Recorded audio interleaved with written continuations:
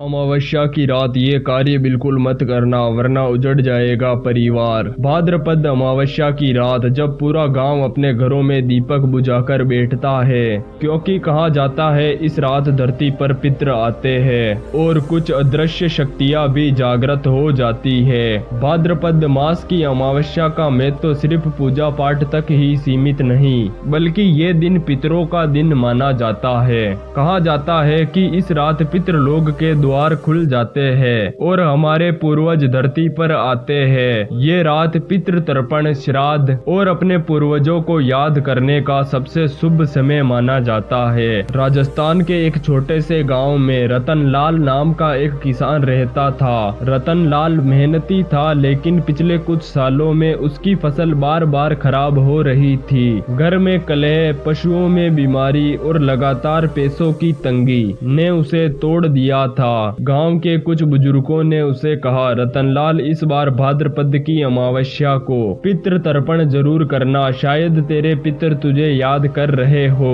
रतनलाल को ये बात पहली बार सुनने को मिली। उसने सोचा, अगर सच में पितर मेरी मदद कर सकते हैं तो क्यों ना ये उपाय कर कर देखूं। अमावस्या का दिन आया। सुबह सुबह रतनलाल स्नान कर कर तैयार हुआ। उसने अपने घर के आंगन में कुसा बिछाई, एक छोटा सा चौक बिछाया और ताजे जल से पितरों का आह्वान किया। वे गांव के तालाब से जल भरकर लाया, तिल और चावल से तर्पण किया और पितरों से प्रार्थना की, हे मेरे पितृदेव, अगर मुझसे कोई गलती हुई हो तो क्षमा करना और मेरे घर से दुख दरिद्रता को दूर करना। जैसे ही सूर्यास्त हुआ, गांव में एक अजीब सा सन्नाटा छा गया। सबने अपने घरों के दरवाजे बंद कर दिए और दीपक बुझा दिया। कहते हैं इस रात कुछ अदृश्य शक्तियां गांव के रास्तों पर घूमती है। रतनलाल ने अपने आंगन में एक दीपक जलाया और प्रार्थना की। तभी हवा का एक झोंका आया और दीपक की लौ टिमटिमाने लगी।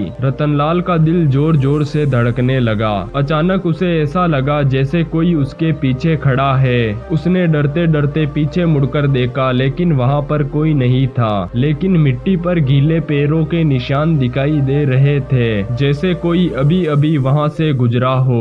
रतनलाल के मन में डर और श्रद्धा दोनों थे। उसने जल्दी से अपने पितरों के लिए रोटी और गुड़ का भोग लगाया और हाथ जोड़कर खड़ा हो गया। तभी हल्की सी हवा चली और ऐसा लगा जैसे किसी ने भोग को छू लिया हो। उस रात रतनलाल को नींद नहीं आई। आधी रात को उसे किसी के मंत्रों उच्चारण की आवाज सुनाई दी। ऐसा लग रहा था जैसे कोई उसके आंगन में खड़ा होकर कुछ बोल रहा है। उसने डरते डरते खिड़की से बाहर झांका और जो देखा उसे देखकर उसके रोंगटे खड़े हो गए। खिड़की से थामते हुए रतनलाल की सांसें थम गई। आंगन के अंदर एक धुंधली सी आकृति खड़ी थी। चांद नहीं होने के कारण गहरा अंधेरा था, लेकिन दीपक की लौ में रतनलाल ने देखा कि वो कोई साधारण आदमी नहीं था। उसका चेहरा धुंधला था, लेकिन उसकी आंखें हल्की सी चमक रही थी। वो आकृति धीरे धीरे बोली, रतनलाल, डर मत, मैं तेरा दादा हूँ। कई सालों से हम पितृलोक से तेरे परिवार को देख रहे थे,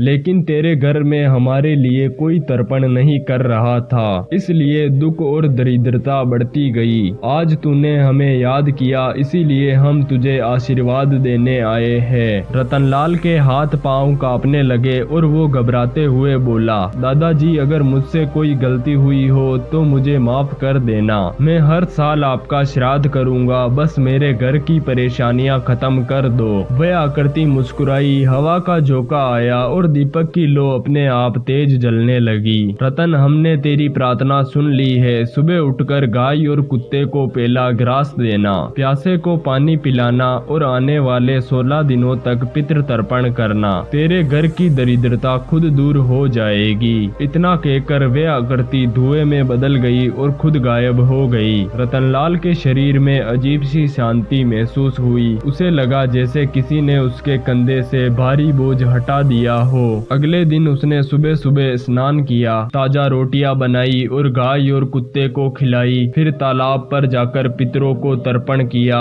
अगले कुछ दिनों में जैसे उसके घर का माहौल बदलने लगा। उसकी गायें दूध देने लगी, खेत में इस बार अच्छी फसल हुई और घर के झगड़े भी धीरे धीरे खत्म हो गए। गांव के लोग भी ये देखकर हैरान थे। वो सब कहने लगे, देखो, ये भाद्रपद अमावस्या का महत्व है। जब हम अपने पितरों को याद करते हैं तो वे हमें आशीर्वाद देते हैं और हमारे जीवन से दुख दरिद्रता मिटा देते हैं। रतनलाल हर साल भाद्रपद अमावस्या को अपने घर पर विशेष तर्पण और पूजा करता। उसने ये प्रण लिया कि वो अपने बच्चों को भी ये परंपरा सिखाएगा ताकि कभी भी पितरों की आत्मा दुखी न हो। भाद्रपद अमावस्या केवल एक धार्मिक तिथि नहीं है, बल्कि ये हमें याद दिलाती है कि हमारे पितरों का सम्मान करना हमारा कर्तव्य है। जब हम उन्हें श्रद्धा से याद करते हैं तो हमारे जीवन की कष्ट और बाधाएं दूर हो जाते हैं। धन्यवाद। अगर आपको इस वीडियो का कोई भी पार्ट ऐसा लगा हो जिसमें हमने आपकी भावनाओं को ठेस पहुंचाई है तो हमें कमेंट करके जरूर बताना। हम अगले वीडियो में उसे सुधारने की कोशिश करेंगे।